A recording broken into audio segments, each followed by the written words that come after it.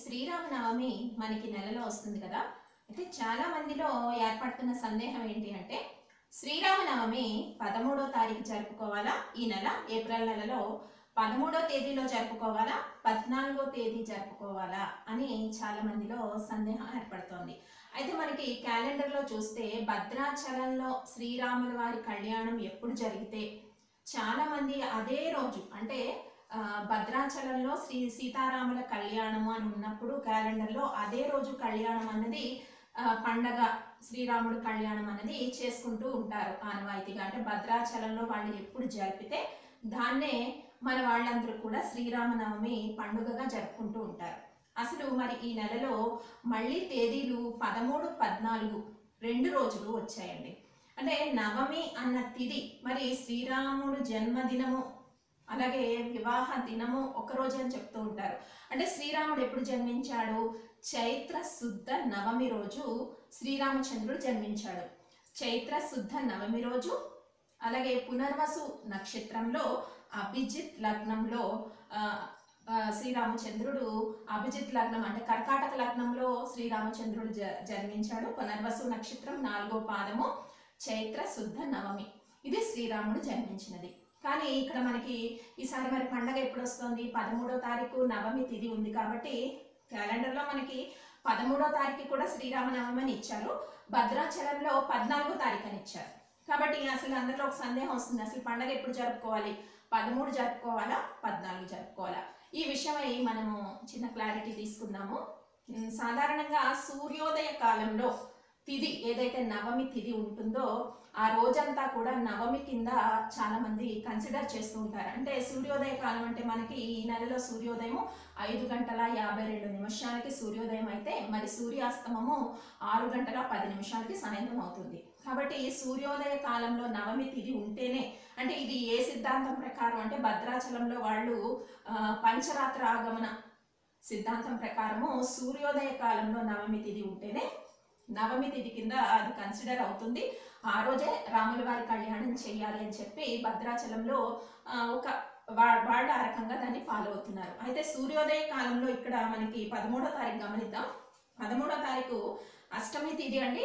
ఉదయం 8:41 వరకు మనకి అష్టమి తిథి ఉంది. మరి పునర్వసు నక్షత్రము ఉదయం 6:21 వరకు పునర్వసు నక్షత్రం ఉంది. మరి శ్రీరామ నవమి అంటే శ్రీరాముడు జన్మదినం కానీ కళ్యాణం కానీ చైత్ర శుద్ధ నవమి పునర్వసు నక్షత్రంలో ఆయన జన్మించాడు, ఆయన కళ్యాణం కూడా అప్పుడే అని చెప్తూ ఉంటారు. కాబట్టి ఇక్కడ మనం ఒక రకంగా తీసుకున్నట్టయితే మరి 13వ తారీఖు దాదాపు ఉదయం 8:41 వరకు కూడా అష్టమి తిథి ఉంది. మరి అష్టమితో కూడిన నవమి పనికిరాదని చెప్పి పంచరాత్ర ఆగమనం ప్రకారం కొందరు పండితుల వాదన ఉంది. అయితే ఇక్కడ ఒక విషయం మనం గమనించాలి. మనము సూర్యోదయ కాలాన్ని ప్రాతకాలము అంటాం, తర్వాత సూర్యోదయ కాలము, ప్రాతకాలము, సంగమ కాలము, మాధ్యమిక కాలము, అపరాహ్న కాలము, సాయంకాలము, ఈ రకంగా మనం విభజించుకుంటే ప్రాతకాలం నుంచి ప్రాతకాలం అయిన తర్వాత ఉదయం ప్రాతకాలము, సంగమ కాలం అయిన తర్వాత మాధ్యమిక కాలం ఎప్పుడు 11 గంటల నుంచి సుమారు 1:30 వరకు మాధ్యమిక కాలం ఉంటుందండి. ఆ సమయంలో నవమి తిథి ఉంటే ఆ రోజు శ్రీరామనవమి జరుపుకోవచ్చు. కాబట్టి ఇప్పుడు మనకి అష్టమి ఎప్పుడు వెళ్ళిపోయింది?